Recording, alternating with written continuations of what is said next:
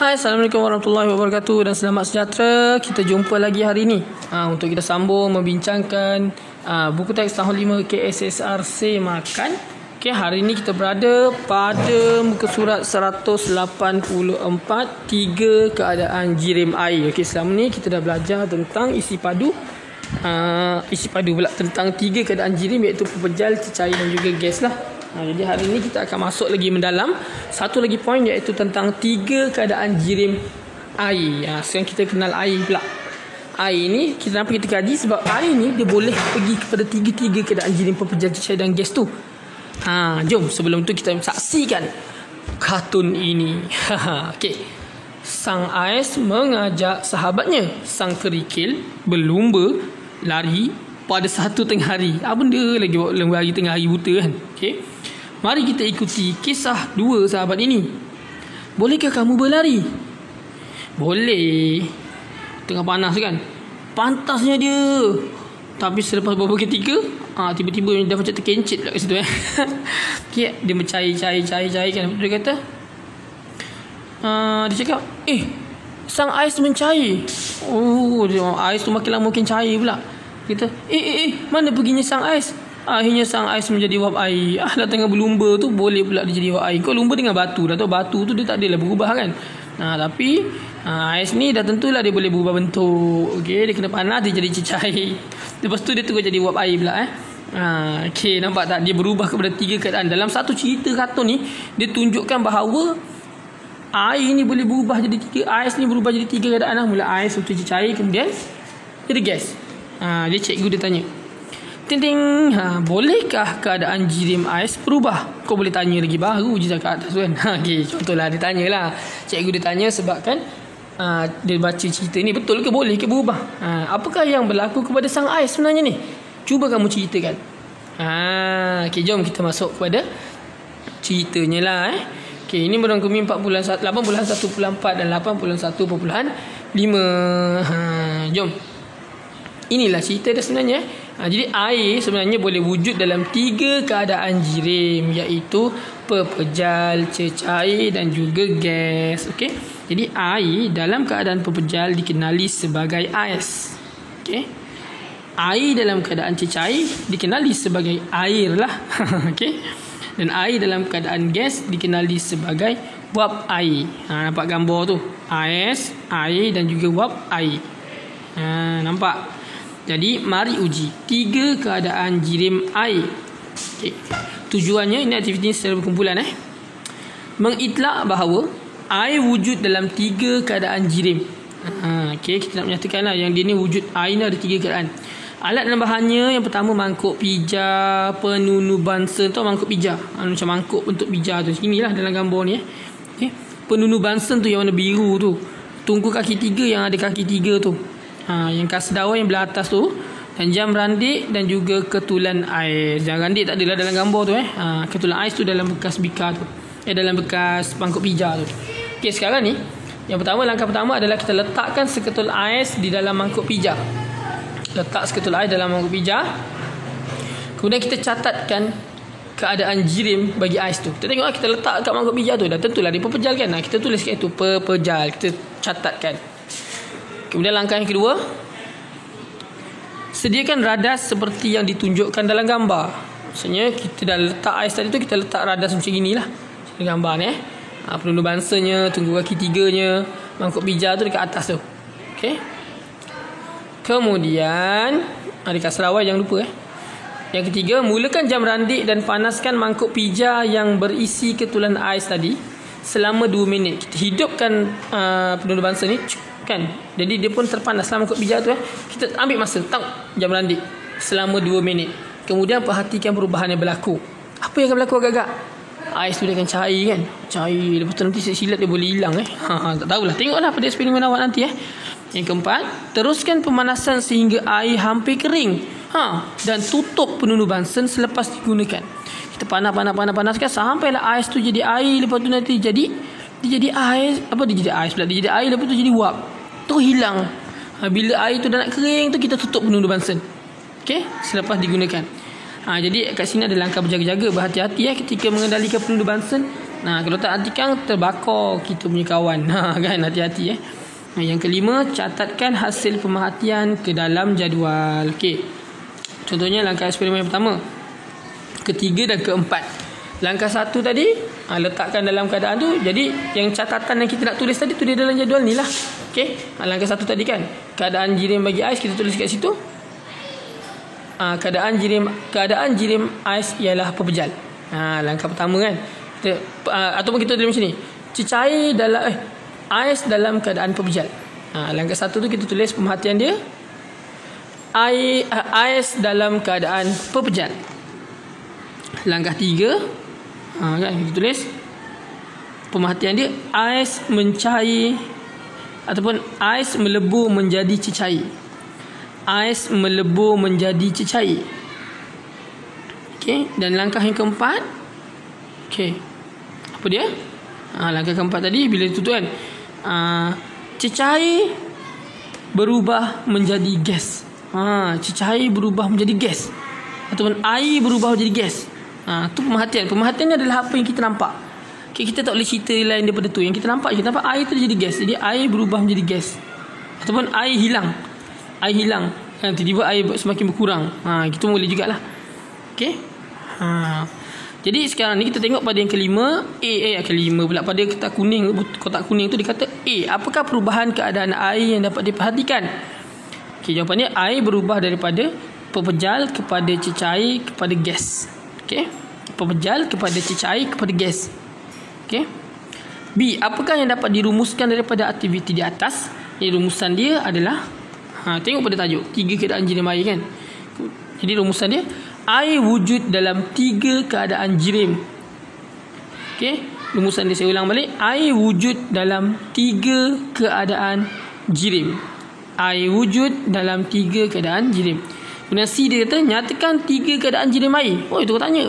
Kita jawab, pepejal, cecair dan gas. Okey, kita tulis kat situ, mungkin kita boleh tulis macam ni lah.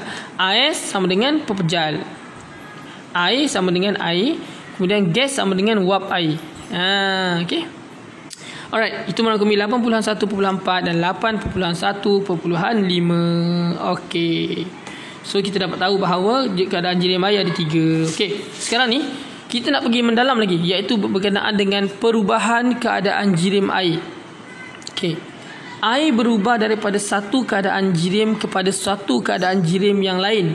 Lihat perubahan aiskrim di bawah. Okey, aiskrim ni kan mula-mula dia ais. Nama pun aiskrim, mestilah ais kan. Aiskrim, ais yang ada krim. Okey. Kemudian dia cair. Lama-lama dia jadi air. Tinggallah buah-buah je kat situ kan. Aiskrim tu dia ada buah tau. Tinggal buahnya je kat situ. Nampak? Kan last kali tu. Okey, jadi cikgu dia kata, apakah yang menyebabkan keadaan aiskrim ini berubah? Kenapa keadaan ini berubah? Kenapa? Sebab dia apa? Sebab dia dapat haba kan. Dia dapat haba, dia berubahlah keadaan dia jadi panas kan. Bagaimanakah perubahan keadaan jirim air berlaku? Macam mana keadaan jirim air ini berlaku? Jadi itulah pertanyaan-pertanyaan daripada cikgunya. Jadi hari ni, sekarang ni kita pergi kepada perubahan keadaan jirim punya proses. Okay, kita tengok kat sini. Ni pepejal tau. Pepejal masa dia jadi ais. Zarah-zarah bagi jirim dalam keadaan pepejal tersusun sangat rapat dan seragam. Dia rapat sangat. Dia cuma boleh bergetar, berbusing kat situ je tau. Dan antara kawan-kawan dia bersentuhan rapat. Okey. Jadi kita tengok kat sini, ais ni pepejal. Okey. Dia bila dia menerima haba, tengok belah atas warna oranye kan, akan berlaku proses peleburan. Okey. Proses peleburan berlaku, ni cerita dia. Pepejal menjadi cecair, ais melebur menjadi air apabila ais menerima haba daripada persekitaran. Dia dapat haba, dia dapat panas. Sebab tu dah dia, bila panas, kau bayangkan, awak bayangkan yang jirim tu dia panas, dia akan tak selesa kan, dia akan jauh sikit, dia akan menjarak. Nampak? Tu yang dia berjarak tu yang jadi cecair tu. Jadi jirim cecair. Okey. Jom kita tengok muka surat sebelah ni sambungan dia kat sini. Dia jadi cecair tadi kan. Okey. Zarah-zarah bagi jirim dalam keadaan cecair tidak tersusun rapat dan kurang rapat lah. Macam ni nampak. Ni jirim cecair ni. Dia dah mula jarak-jarak sikit.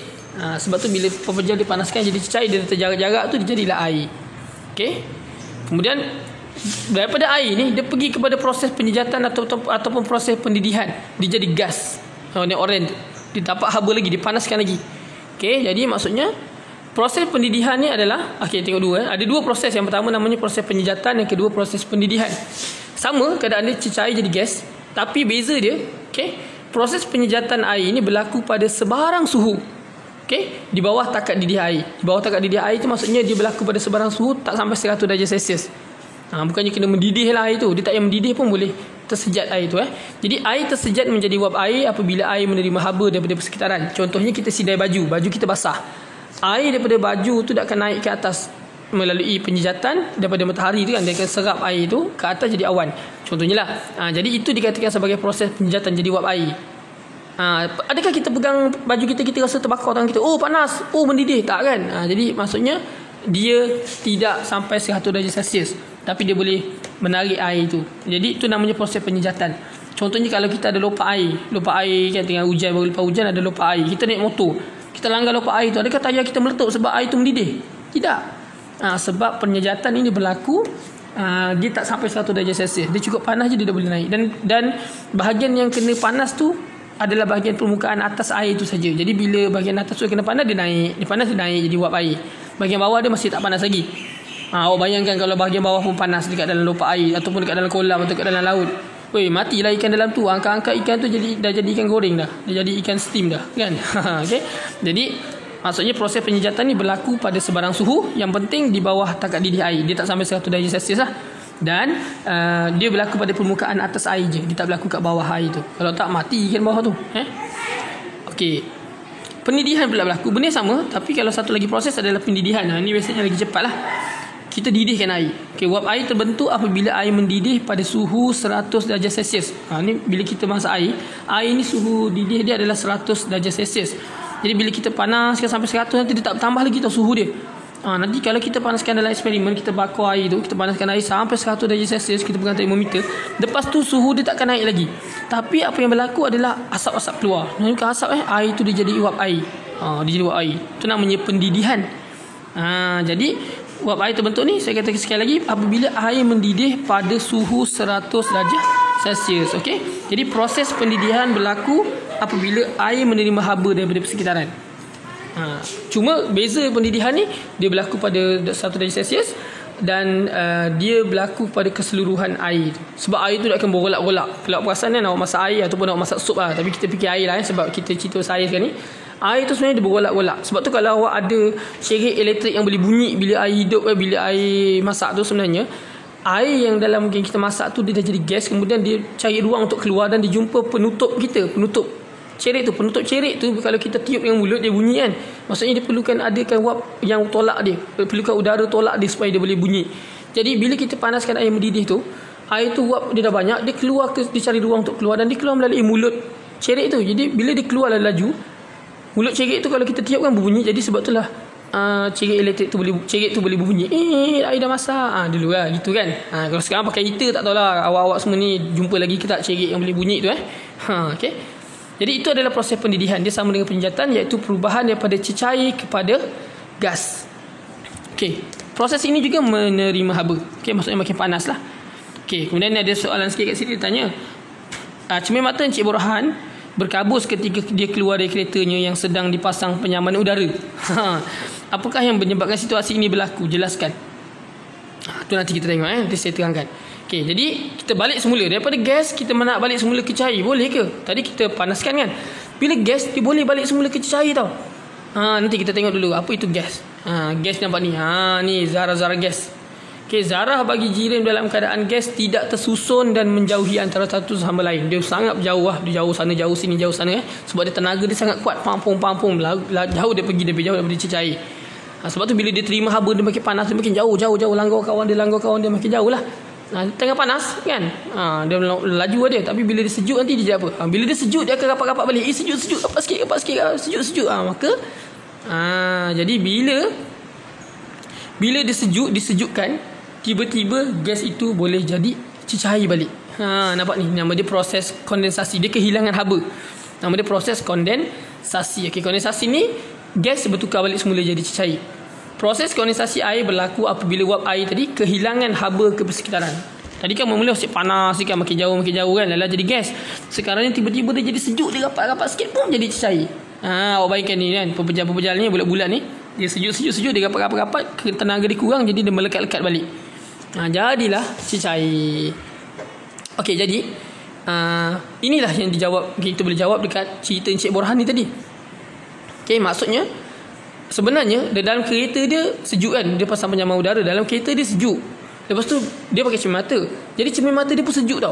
Jadi bila dia keluar daripada kereta tu, dia keluar daripada kereta, tutup pintu kereta, cermin mata dia sejuk lagi ni, cahaya cermin mata dia tu. Cermin mata dia tu. Bila dia keluar daripada kereta, kat luar panas kan? Maksudnya taklah sejuk sangat, taklah panas sangat, cuma tak sejuk lah kan. Lebih sejuk dalam kereta. Dia keluar je, udara sekeliling luar kereta tu langgar dengan cermin mata dia punya cermin. Sejuk kan cermin mata tadi kan. Jadi sebab itu bila udara kat luar tu dia berlanggar dengan cermin tu sejuk, maka dia rapat-rapat, tenaga dia kurang, dia jadi makin sejuk, maka dia jadi air. Jadi berkabus tu sebenarnya, cermin mata yang berkabus tu sebenarnya, kabus tu sebenarnya adalah air. Daripada mana? Daripada udara. Wap air tu dia langgar dengan cermin mata kita, jadi sejuk, dia rapat-rapat sikit, hilang tenaga, dia jadilah cecair. Jadi berlakunya proses kondensasi ni tadi. Jadilah wap tu jadi air. Jadi sebenarnya bila awak pegang, awak lap, basah kan cermin mata tu kan. Sebenarnya air tu daripada udara kita tu, wap air tu dia jadi air balik semula. Sebab itu kalau contoh lain awak nak buat kondensasi ni, macam cerita awak pergi, nak paling senang, awak pergi ngeteh lah. Awak pergi minum air sirap ais satu, pom, datang sirap ais. Tiba-tiba belah luar cawan tu basah.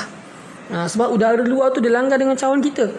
Dia kata, ya lemak, basah lah nanti kena semut nanti air sirap ni tertumpah. Dia tak tumpah, air sirap tu kat dalam, yang kat luar tu sebenarnya. Udara kat luar tu yang jadi air. Bukannya air limau tu terkeluar jadi basah, tak. Jadi kena faham konsep kondensasi ya.